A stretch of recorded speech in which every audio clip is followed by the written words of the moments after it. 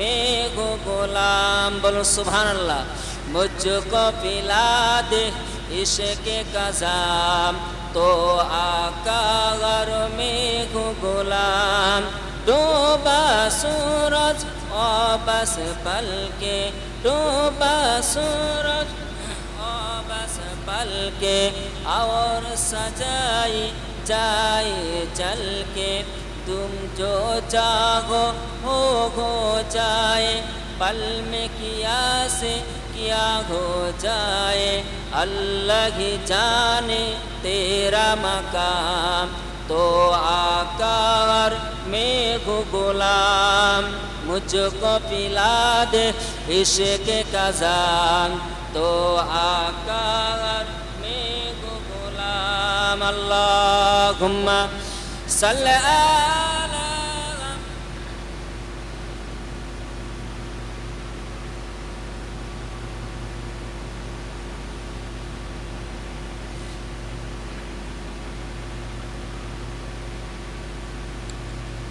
আলহামদুলিল্লাহ, আল্লাহর দরবারে লাখ শুকর।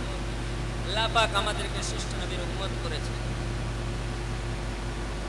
দুইজনের বাদশাহ আকা মাগরা হুজুর পাক সাল্লাল্লাহু আলাইহি সাল্লাম এই উম্মতের জন্য দেওয়ান।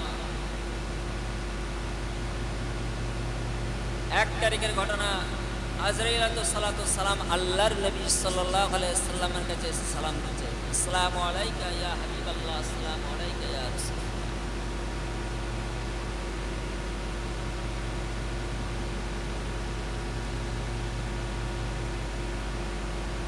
আল্লাহর নবী জিজ্ঞাসা করছেন, ভাই আজরাইল কি খবর? আল্লাহর নবী বলছে, ইয়া রাসূলুল্লাহ আল্লাহ হুজুর, আপনার দিদার আল্লাহ পাক পাঠিয়েছে আল্লাহর সাথে আপনার সাক্ষাৎ দিদারের লাভের জন্য। আল্লাহ রসুল মালাকুল মাউত আজরাইল আলাইহিস সালামকে বলছে যে আমাকে কি একটুখানি সময় দেওয়া যাবে? যে নবীর উম্মত, কোন নবীর উম্মত একটু ভাব। মালাকুল মাউত আজরাইল আলাইহিস সালামকে আল্লাহর নবী বলছে, ভাই আজরাইল একটুখানি সময় দেওয়া যাবে? আজরাইল আলাইহিস সালাম বলছে, আপনি একটুখানি সময় দিন। আপনি যদি বলেন এখন থেকে নিয়ে আপনি কিয়ামত পর্যন্ত সময় চাইবেন, আল্লাহ আপনাকে সময় দিন। তবে আল্লাহ রসুল বলছেন, ভাই তারপরে আল্লাহর দিদার আপনাকে লাভ করতেই হবে, ফিরে যেতে হবে। আল্লাহর নবী বলছে, তাহলে যখন আমাকে চলেই যেতে হবে তাহলে একটুখানি সময় দিন, একটুখানি সময় দিন। মালাকুল মাউত আজরাইল সাল্লাল্লাহু আলাইহি ওয়াসাল্লাম বলছে, ইয়া রাসূলুল্লাহ আপনি সামান্যতম সময় দিয়ে কি করবেন? আল্লাহর নবী দো জানের বাদশা বললেন, ভাই আজরাইল আমি সামান্য একটুখানি সময় নিচ্ছি, কারণ আমি আমার গুনাহগার উম্মতিদের জন্য আল্লাহর দরবারে একটু আমি দোয়া চাই। আল্লাহ রাসূল দুনিয়া ছেড়ে চলে যাবে, বিদায় নেবে, তখন উম্মতদের কথা চিন্তা ভাবনা করছে। তখন আমাদের সামনে যদি মালাকুল মাউত আজরাইল আসে, আমাদের আওয়াজ কার হবে? আল্লাহ নবী উম্মতের কান্ডারি, সে নবী আলা মাহফিল। আল্লাহর নবী বলে, ভাই আজরাইল, ও ভাই আজরাইল আপনি আমাকে একটু সময় দিন। আল্লাহর দরবারে আমি একটু দোয়া চাই। আল্লাহর দরবারে আমি আমার গুনাহগার উম্মতিদের জন্য আমি একটু দোয়া চাই। আমার গুনাহগার উম্মতির নাজাতের জন্য আমি আল্লাহর দরবারে একটু দোয়া চাই। সামান্য তো আল্লাহ রসুল আমাদের নবী, আমাদের রাহাবার, দো জাহানের বাদশাহ, নবীদের নবী, রহমাতুল লিল আলামিন, সারা কুল কায়নাতের নবী, উম্মতের কান্ডারি, শাফায়াত করনেওয়ালা নবী, আল্লাহর দরবারে গুনাহগার উম্মতিদের জন্য কাঁদতেছে, ওসার গানে কাঁদতেছে, আল্লাহর কাছে দোয়া চায়। রব্বুল আলামিন আল্লাহ পাক, আমি চলে যাব, আমি দুনিয়া থেকে বিদায় নিয়ে চলে যাব। ও রব্বুল আলামিন আমার দুঃখ নাই, আমার কষ্ট নাই। আমি চাই আমি আমার স্রষ্টার সাথে দিদার করার জন্য। আল্লাহ রাব্বুল আলামিন আমার গুনাহগার উম্মত উম্মতিদের কি হবে অবস্থা আমি চলে যাওয়ার পর? আমার গুনাহগার উম্মত উম্মতিদের জিম্মাদার কি হবে?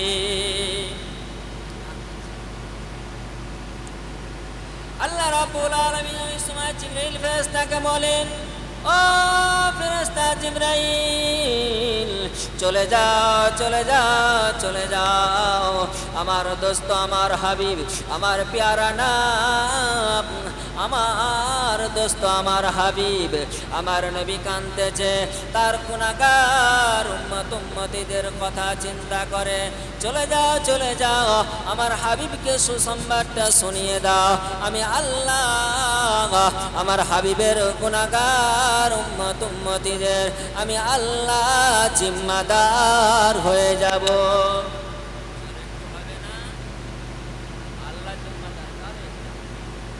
হাবিবের গুনাহগার উম্মত উম্মতিদের জিম্মাদার। জিবরাইল আলাইহিস সালাম আল্লাহর রাসূলের কাছে আসলেন। ইয়া রাসূলুল্লাহ, ইয়া হাবিবাল্লাহ, হুজুর আপনি চিন্তা করবেন না, আপনি কাঁদবেন না, আপনি কাঁদবেন না। আল্লাহ পাক আপনার কান্না সহ্য করতে পারে না।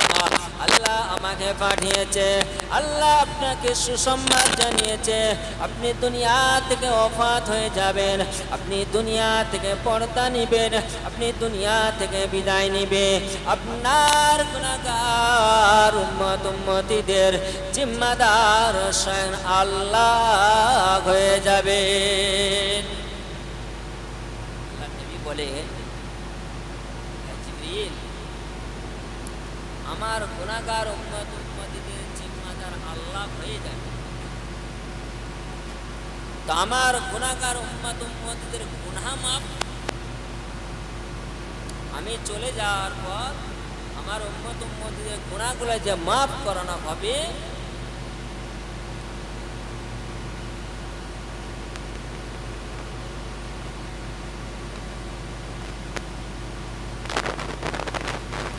গুনাহগার উম্মত উম্মতিদের দরুদ শরীফ পড়ে আল্লাহুম্মা, জোরে জোরে পড়ে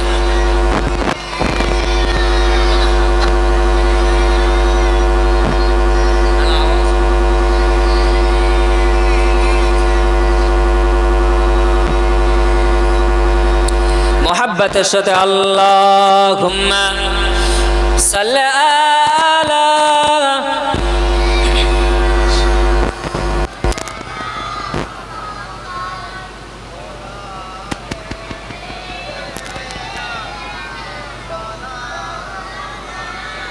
জিবরাইল ফেরেশতাকে আল্লাহর নবী বলে, ও ভাই জিবরাইল, আমার উম্মত উম্মতিদের গুনাহ খাতাগুলো আমি আল্লাহর কাছে যে ক্ষমা চাইব, মাফ করিয়ে নেব।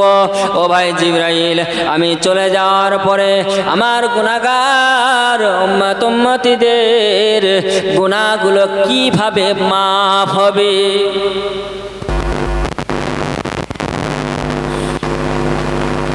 আল্লাহ পাক জিবরাইল ফেরেশতাকে জানিয়ে দেয়, ও ফেরেশতা জিবরাইল, আমার হাবিবের যারা উম্মত হবে, আমার হাবিবের যারা মোহাব্বতের উম্মত হবে, আমার হাবিবকে যারা মোহাব্বত করবে, ভালোবাসবে, প্যার করবে, আমার দোস্তকে যারা মোহাব্বত করবে, ভালোবাসবে, প্যার করবে, আমি আল্লাহ জানিয়ে দিলাম আমার রসুলের মোহাব্বত, রসুলের ভালোবাসা অন্তরে রেখে যারা দুনিয়া ছেড়ে আসবে, শিরক মুক্ত গুনাহ মাফ করে শিরক মুক্ত ঈমানকে যারা বাঁচিয়ে নিয়ে আসবে, আমি আল্লাহ আমার ওই সমস্ত হাবিবের গুনাহগার উম্মত উম্মতিদেরকে আমি আল্লাহ ক্ষমা করে দেব। বলুন সুবহানাল্লাহ। সেই নবী আলা মাহফিল, নবীর ভালোবাসা অন্তরে রেখে বসতে হবে। আল্লাহ রসুল যখন আল্লাহ রসুল শুয়ে পড়লেন, মালাকুল মউত আজরাইল তো সালাতু সালাম জান কবজ করবে। আল্লাহ রসুল জান কবজা করবে নবীজির জিসম মোবারকের মধ্যে মালিকুল মাউত আজরাইল সালাতুস সালাম হাতখানা নিয়ে যায় আবার সরিয়ে দেয়, আবার আল্লাহ রসুলের জিসম মোবারকের মধ্যে হাতখানা নিয়ে যায় আবার সরিয়ে দেয়। একবার নয়, দুইবার নয়, তিনবার মালিকুল মাউত আজরাইল সালাতুস সালাম যখন হাতখানা নিয়ে যায় সরিয়ে দেয়, আল্লাহ রসুল বলেন, ও ভাই আজরাইল, কেন ভাই এমন করছো? বলো ভাই, কেন এমন করছো? হাত কেন সরিয়ে নিচ্ছ ভাই? তোমার দায়িত্ব তুমি পালন করো, হাত কেন সরিয়ে নিচ্ছ? মালিকুল মাউত আজরাইল সালাতুস সালাম আল্লাহ রসুলের সিনা মোবারকে, আল্লাহ রসুলের জিসম মোবারকে, আল্লাহ রসুলের সিনা মোবারকে হাত কেনা যখন রাখলে আল্লাহ রসুল চিৎকার করে আল্লাহ রসুল বলেছিলেন, ও ভাই আজরাইল আলাইহিস সালাতু সালাম, ভাই আমি কি অন্যায় করেছি ভাই? আমি কি অন্যায় করেছি ভাই যে আমার উপরে এত কষ্ট দিচ্ছ ভাই? কেন কি অন্যায় করেছে? আজরাইল সালাতু সালাম বলেছিলেন, ইয়া রাসূলুল্লাহ হে, ইয়া হাবিবাল্লাহ, না না না, আপনার জিসম মোবারকে, আপনার সিনা মোবারকে আমি এমন ভাবে হাত রেখেছি আপনার কষ্ট হওয়ার কোনো কারণ নাই। আল্লাহ রসুল বলেন, ও ভাই আজরাইল, বুক ভরা বেদনা, চোখ ভরা পানি নিয়ে আমার আপনার নবী তো জানের বাদশাহ ওই সময় আজরাইল আলাইহিস সালামকে বলেন, ভাই আজরাইল এত কষ্ট হয় যেন খুদ পাটা সাত এবং জমিন, সাত এবং আসমান আমার সিনার মধ্যে চাপিয়েছ ভাই, আমি এত কষ্ট সহ্য করতে পারি না। মালিকুল মাউত আজরাইল সালাম বলেন, ইয়া রাসূলুল্লাহ, ইয়া হাবিবাল্লাহ, না না না, আপনার সিনা মোবারকে আমি সাদাত আঙুলটা সামান্যতম রেখেছি, আপনার রূহটাকে নিয়ে যাব, আপনার রূহ মোবারক নিয়ে যাব। পৃথিবীতে যত মানুষ এসেছে আসবে, কারো এইভাবে রূহ মোবারক, কারো এইভাবে জান কবজ করে যাব। যখন মালিকুল মাউত জান কবজ করতে শুরু করবে, কিতাবের মধ্যে এসেছে রূহটা চারিদিকে দৌড়াতে শুরু করবে। যখন আল্লাহ পাকের নাফরমান বান্দা বান্দির জান কবজ হবে, কিতাবের মধ্যে এসেছে যে রূহটা এদিক ওদিক দৌড়াতে রাখবে। মালিকুল মাউত আজরাইল সালাম রূহ খুঁজে পাবে না। আল্লাহকে বলে, আল্লাহ পাক আপনার বান্দা বান্দে রূহ পায় না। আল্লাহ রাব্বুল আলামিন বলে, ও মালিকুল মাউত আজরাইল, আমার ওই বান্দা বান্দির বুড়ো আঙুল থেকে আপনি টিপতে শুরু করেন। পায়ের এই আঙুল থেকে টিপা শুরু করবে। আস্তে আস্তে টিপতে টিপতে যখন যাবে, ওই সময় ওই বান্দা বান্দির রূহটা হুলকুমেতে আটকে যাবে। এই যে গলার এই জায়গা আমরা টিপলে দম আটকে যায় না, ওখানে যে রূহ আটকে যাবে, আর যেতে পারবে না। কেন রূহটা এদিকে দৌড়াদৌড়ি করছে? আমাদের দেহর কোনো দাম আছে? যতক্ষণ রূহটা আছে, জান আছে, ততক্ষণই। যখনই রূহ বার হয়ে চলে যাবে, তখন আর হাফেজ সাহেব, মৌলানা সাহেব, দরবেশ সাহেব, কোনো সাহেব থাকবে না, কোনো লাট সাহেবই চলবে না, খালি পড়ে থাকবে লাশ। খালি বলবে কি অমুকের লাশ পড়া আছে, এটাই তো বলবে যখন রূহ চলে যাবে। ওই রূহ জানে যে আমার কষ্ট আছে, রূহ লুকোতে শুরু করেছে। মালিকুল মাউত আজরাইল সালাম জান কবজ করে নিয়ে যাবে।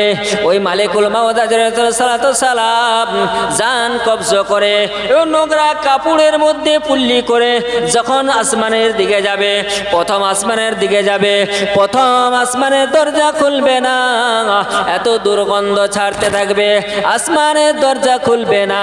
তখন বলতে থাকবে, এ রূহ কার? কোথা থেকে নিয়ে এসেছো?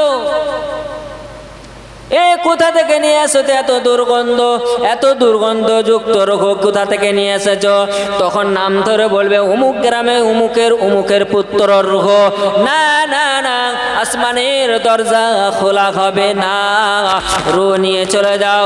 আল্লাহর এলান হয়ে যাবে, সিজ্জিন নামক কষ্টদায় জায়গার মধ্যে ওই রুহকে রাখা হবে।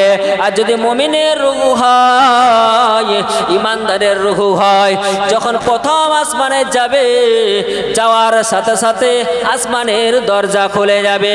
প্রথম আসমান থেকে নিয়ে দ্বিতীয় আসমান, দ্বিতীয় থেকে তৃতীয়, তৃতীয় থেকে চতুর্থ, চতুর্থ থেকে পঞ্চম, ষষ্ঠম আসমান পর্যন্ত, 7 আসমান পর্যন্ত ফেরেশতারা রূহটাকে নিয়ে আনন্দে বাগে বাগ হয়ে যাবে। বলবে কার রূহ, কোথা থেকে নিয়ে এসেছো? এত খুশবুদায়। বলে অমুক গ্রামের অমুকের পুত্র রূহ। ওই ফেরেশতার রূহটাকে নিয়ে আনন্দতে বাগে বাগ। আল্লাহর হুকুম হয়ে যাবে, যাও রূহকে ফিরিয়ে দাও আমার বান্দার কবরে। ওই সময় ইল্লিক নামক জায়গা শান্তিময়, শান্তির জায়গা, যেইখানে শান্তি পাওয়া যায়, অমুক একটা জায়গার মধ্যে রূহকে রাখা হবে। বলুন সুবহানাল্লাহ, দরুদ শরীফ আল্লাহুম্মা সাল্লি আলা।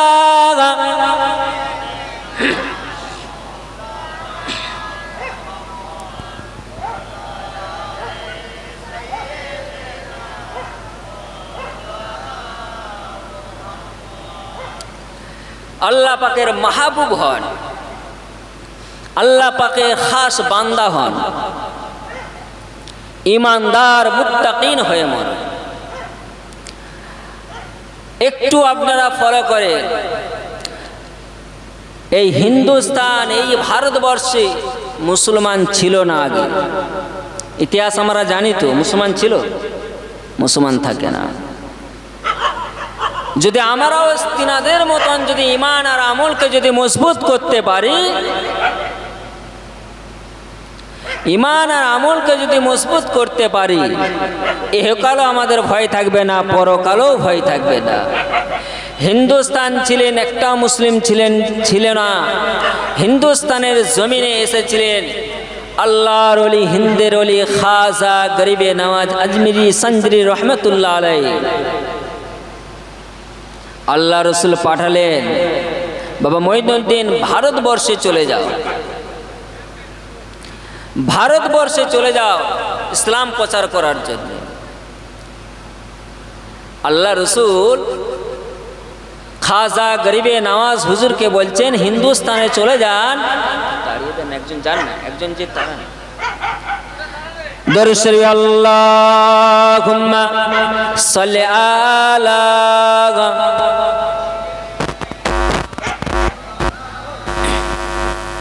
ওয়ালা আলিহি। তাকবীর তো নারে তাকবীর। পেছন দিকে ভাইয়ের একটু আওয়াজ দিচ্ছেন না। আল্লাহ পাক পবিত্র কোরআন শরীফে 15 নম্বর পারায় সূরা বনি ইসরাইল 111 নম্বর আয়াতে আল্লাহ পাক বলছেন যে ওয়াকাব্বিরহু তাকবীরা, জমিনে আমি আল্লাহ আমার জমিনে আমার স্লোগান দাও। আমার তো অনেকের স্লোগান দিয়ে বেড়াই, কি বেড়াই না, অনেকের স্লোগান দিয়ে বেড়ায়। তা আল্লাহ পাক বলছে আমার স্লোগান দাও। একটু জোরে হবে না? নারে তাকবীর। আর একটু হবে, নারে তাকবীর। মক্কা শরীফ, মদিনা শরীফ, বাগদাদ শরীফ, আজমির শরীফ, ফুরফুরা শরীফ, পিয়ারডাঙ্গা শরীফ, নারে তাকবীর। দরুদ শরীফ আল্লাহুম্মা সাল্লি আলা। মোহাব্বত সব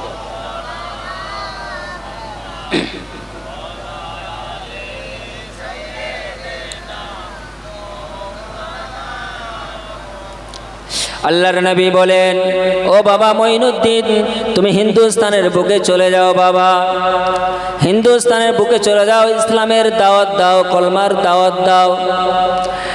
আল্লাহর নবী খাজা গরিবে নওয়াজ হুজুরকে হিন্দুস্তানে পাঠালেন। আজমিরি নামক জায়গার মধ্যে খাজা গরিবে হুজুরকে পাঠালেন। হুজুর আজমিরের জমিনে আসলেন। আসার পরে নিজ হাতে 90 লক্ষ কাফেরকে মুসলমান করেছে। একটু বলুন সুবহানাল্লাহ, আর একটু জোরে বলুন সুবহানাল্লাহ। হুজুর আসলেন, 90 লক্ষ কাফেরকে মুসলমান করলেন। খাজা গরিবে নওয়াজ হুজুর আসলেন। আসার পরে হিন্দুস্তানের জমিনে হুজুর আসার পরে হুজুর যখন হিন্দুস্তানের জমিনে আসলেন, আসার পরে হুজুর উজু করে নামাজ আদায় করবে। হুজুর উজু করে নামাজ আদায় করবেন।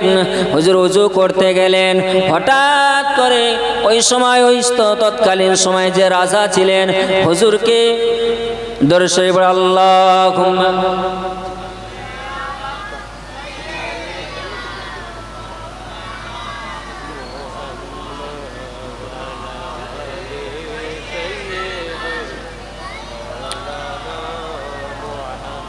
হিন্দুস্তানের বাদশাহ গরিবে নওয়াজ হুজুর যখন হিন্দুস্তানে আজমিরের জমিনে আসলেন, ইংল্যান্ডের থেকে একজন রাজা পঞ্চম জজ বলে একজন ব্যক্তি, উনি সারা পৃথিবী দেশ ভ্রমণ করতে বেরিয়েছে। আমাদের দেশের নেতা মন্ত্রী যাইতো, সংক্ষেপ করব, পরবর্তী বক্তা এখনই এসে যাবে, ছোট্ট করে দেবো। তো হুজুর ওই মাজারের মধ্যে আজমিরের জমিনে আছে। দেশ ভ্রমণ করতে পঞ্চম জজ দেশ ঘুরে ঘুরে যখন ভারতবর্ষে পৌঁছালেন, ভারতবর্ষে যখন আজমিরের জমিনে উনি হেলিকপ্টার থেকে নামলেন, চারিদিকে দেখছে যে খাজা বাবা, খাজা বাবা, খাজা বাবা বলে লেখা। চারিদিকে দেখছেন শুধু খাজা বাবার নাম। জিজ্ঞাসা করলেন, এই খাজা বাবা কে? খাজা বাবাটা বাবা কে?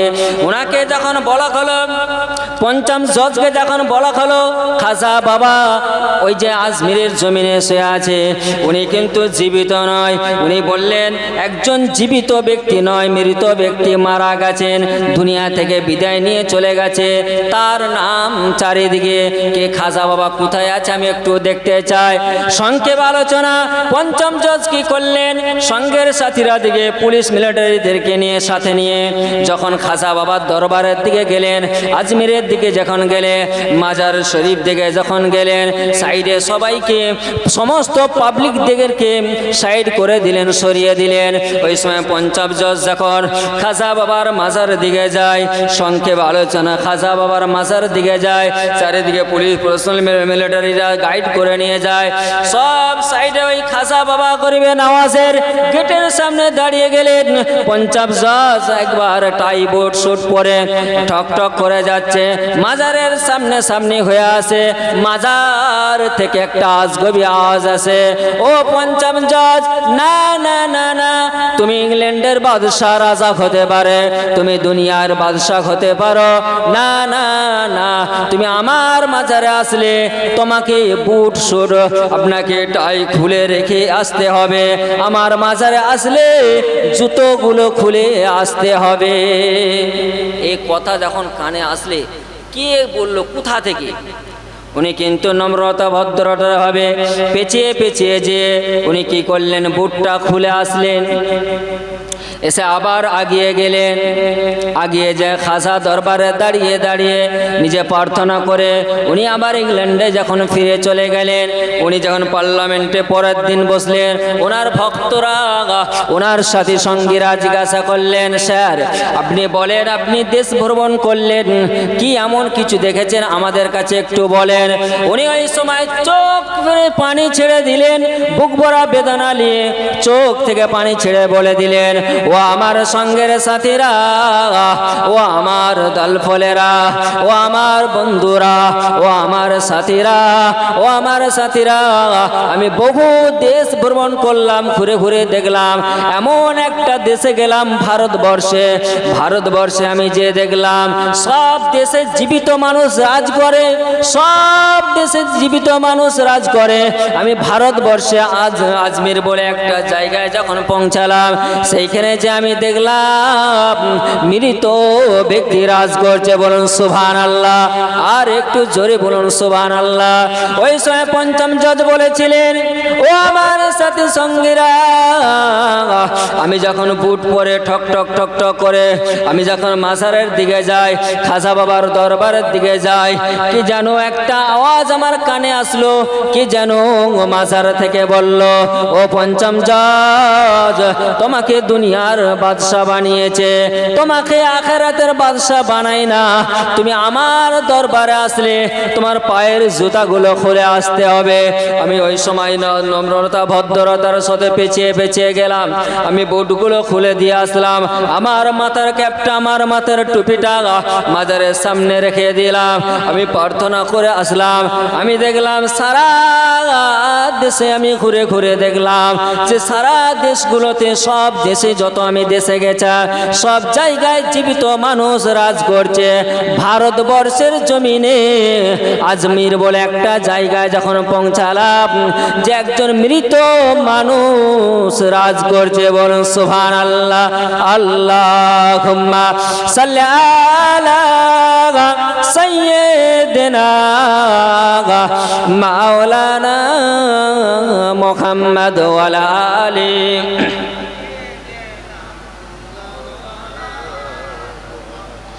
জন্ম আমার নবীর যুগে হলে কেমন হতো,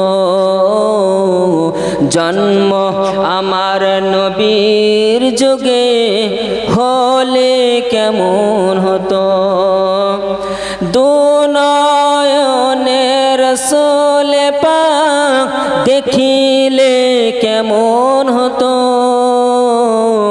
জন্ম আমার নবীর যুগে হলে কেমন হতো, জন্ম আমার নবীর যুগে হলে কেমন হতো। আস্ত ভেসে হজরতে বিলালের মধুর আজান, যে আজানে এত প্রেম মুগ্ধ রহমান, দয়াল নবীর পিছে নামাজ পড়লে কেমন হতো, জন্ম আমার নবীর যুগে হলে কেমন হতো, দুনয়নের রাসূল পাক দেখিলে কেমন হতো, জন্ম আমার নবীর যুগে হলে কেমন হতো। আল্লাহুম্মা সাল্লি আলা।